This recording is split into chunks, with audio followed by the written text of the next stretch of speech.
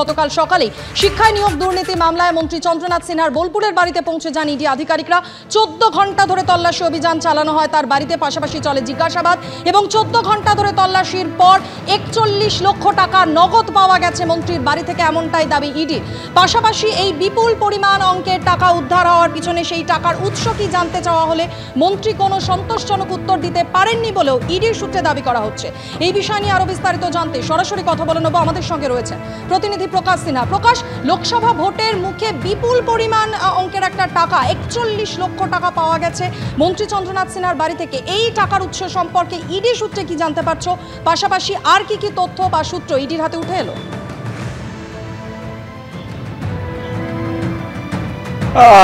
দেখো মাধুরী, তুমি জানো গতকাল সকাল 8:40 নাগাদ ইডি অফিসাররা মন্ত্রী চন্দ্রনাথ সিনহার বাড়িতে পৌঁছে যান এবং সারাদিন ধরে ম্যারাথন তল্লাশি অভিযান চলে এবং সন্ধ্যের পর থেকে স্বাভাবিকভাবে একটা প্রশ্ন উঠছিল যে এতক্ষণ ধরে ইডি অফিসাররা বাড়ির ভেতরে এমন কি পেয়েছেন যেটা নিয়ে তল্লাশি অভিযান চলছে এবং এতক্ষণ তারা বাড়ির ভেতরে রয়েছেন।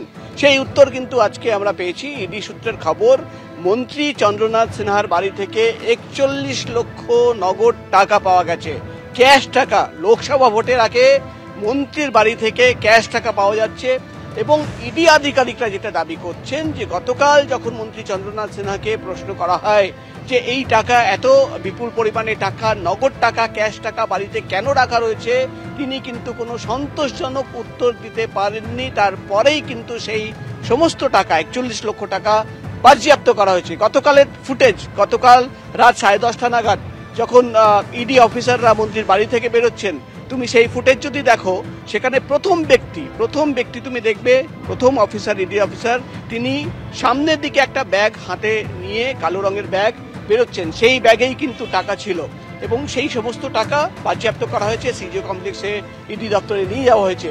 এবার সবচেয়ে বড় প্রশ্ন ইডির সামনে যে বিপুল অঙ্কের টাকা, এই টাকা কোথায় থেকে এসেছিল? প্রথম প্রশ্ন, টাকার উৎস কি ছিল, কি উদ্দেশ্য এখানে মন্ত্রীর বাড়িতে টাকা রাখা হয়েছিল? লোকসভা ভোটের আগে এত ক্যাশ টাকা কেন রাখা হয়েছিল?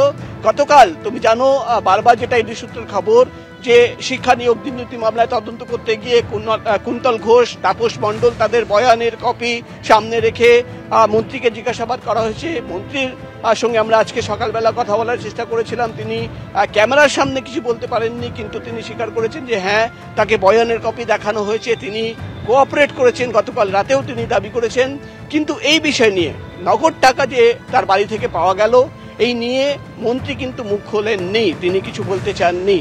তিনি স্বাভাবিকভাবে যেটা বলছেন যে বাড়িতে কিছু টাকা থাকেই, কিন্তু সবচেয়ে বড় প্রশ্ন যে 41 লক্ষ নগদ টাকা, ক্যাশ টাকা বাড়িতে লোকসভা ভোটের আগে, ঠিক আগে, আর কিছুক্ষণের মধ্যেই তুমি জানো লোকসভা ভোট, এবং ভোটের ঠিক আগে 41 লক্ষ টাকা মন্ত্রীর বাড়িতে, এটা কেন রাখা ছিল? গতকাল ইডি অফিসাররা শিক্ষা নিয়োগ দুর্নীতি মামলা তদন্ত করতে গিয়ে সেখানে গিয়েছিলেন, ম্যারাথন তল্লাশি অভিযান চালানো হয়, কিন্তু আরেকটি নতুন ফ্রন্ট, অর্থাৎ মন্ত্রীর বাড়িতে এই যে টাকা পাওয়া গেল, সেই টাকা কে বা কারা রেখে গেল বা কোথায় থেকে আসলো, কি উৎস ছিল, কি উদ্দেশ্যে টাকা রাখা ছিল, এটাই কিন্তু এখন সবচেয়ে বড় প্রশ্ন। এবং এই প্রশ্ন সামনে রেখে আগামী দিনে মন্ত্রীকে জিজ্ঞাসাবাদের সম্ভাবনা রয়েছে, এমনই খবর আমরা ইডি সূত্রে জানতে পারছি। এবং চন্দ্রনাথ সিনহার যে মোবাইল ফোন, তার নিজের মোবাইল ফোন, সেটাও বাজেয়াপ্ত করা হয়েছে।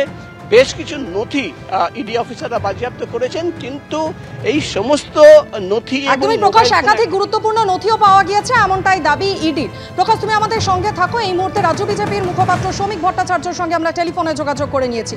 শ্রমিক বাবু, একেবারে লোকসভা ভোটের মুখে শিক্ষায় নিয়োগ দুর্নীতি মামলার তদন্তে গতকাল ইডি মন্ত্রী চন্দ্রনাথ সিনহার বাড়িতে 14 ঘন্টা তল্লাশির পর 41 লক্ষ টাকা নগদ পাওয়া গিয়েছে বলে দাবি করা হয়েছে।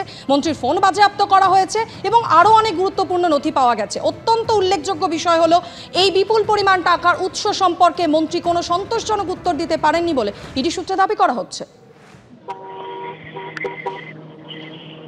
দেখুন, চন্দ্রে গ্রহণ লেগেছে, তাহলে সূর্যেও গ্রহণ লাগবে। এই দুর্নীতি চন্দ্র বা সিনহার দুর্নীতি নয়, এই প্রাতিষ্ঠানিক দুর্নীতি পাহাড় থেকে সাগর পর্যন্ত তৃণমূল কংগ্রেসকে গ্রাস করেছে। তৃণমূল কংগ্রেস এই দুর্নীতিকে সর্বব্যাপী করে দিয়েছিল। কার জন্য? প্রত্যেকটি এমএলএ এর জন্য কোটা নির্ধারিত করা ছিল, সেই কোটার ক্যান্ডিডেটদের চাকরি দেওয়া হয়েছে। 40,000 চাকরি নিয়ে গোটা ব্যবস্থাটাকে একটা খোলা বাজার বানিয়ে দেওয়া হয়েছিল। এখন মানুষ তো দীর্ঘদিন ধরে এটা শুনছে, শুধু এই মন্ত্রী কেন, অনেক মন্ত্রীদের নাম এই চাকরির তালিকায় আছে। সুতরাং এটা চলছে এবং এই দীর্ঘসূত্রিতা কিন্তু মানুষকে হতাশ করছে। কতদিন আর এই তদন্ত চলবে? যদিও মানুষের এখনো এই কেন্দ্রীয় তদন্তকারী সংস্থার উপরে পূর্ণ আস্থা আছে, আদালতের উপরে তাদের আস্থা আছে, কিন্তু আমার মনে হয় এবার তদন্তটা শেষ হোক, এবার অন্তত বিশ্রাম দিক। কারণ স্কুল শিক্ষা ব্যবস্থা যদি নিজের ছন্দে না ফেরে, তাহলে দেখা যাবে যে বছরের পর বছর তদন্ত চলছে আর স্কুলগুলো উঠে গিয়ে বেসরকারি স্কুল চালু হয়ে যাচ্ছে, প্রান্তিক ছাত্রছাত্রীরা বঞ্চিত হচ্ছে। যাদের প্রত্যারিত মেধা নিয়ে যারা রাস্তায় বসে থাকলেন সম্পূর্ণ বিপরীত পরিস্থিতিতে, আজকে তাদের অন্তত পাশে বিচার ব্যবস্থা দাঁড়াক, এটার বাইরে আমাদের কিছু বলার নেই। তবে এই সমস্ত দুর্নীতিগ্রস্তদের চিহ্নিত করতে হবে। অনেক ধন্যবাদ শ্রমিকবাবু আমাদের সঙ্গে কথা বলার জন্য। এই মুহূর্তে তৃণমূল নেতা শান্তনু সেন আমাদের সঙ্গে টেলিফোন লাইনে রয়েছেন। শান্তনুবাবু, 14 ঘন্টার মন্ত্রী চন্দ্রনাথ সিনহার বাড়িতে ইডির তল্লাশি আর তারপর 41 লক্ষ টাকা নগদ, যদিও সেই নগদের উৎস সম্পর্কে মন্ত্রী কোনো সদুত্তর দিতে পারেনি। আর এরই প্রতিক্রিয়া স্বরূপ শ্রমিক ভট্টাচার্যের প্রতিক্রিয়া তো আপনি শুনলেন, কি বলবেন?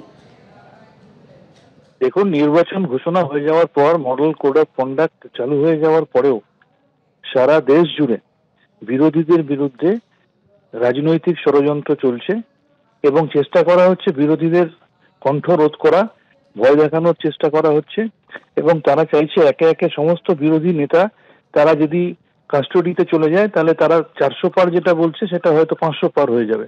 এটা একটা রাজনৈতিক প্রতিহিংসা ছাড়া কিছু না।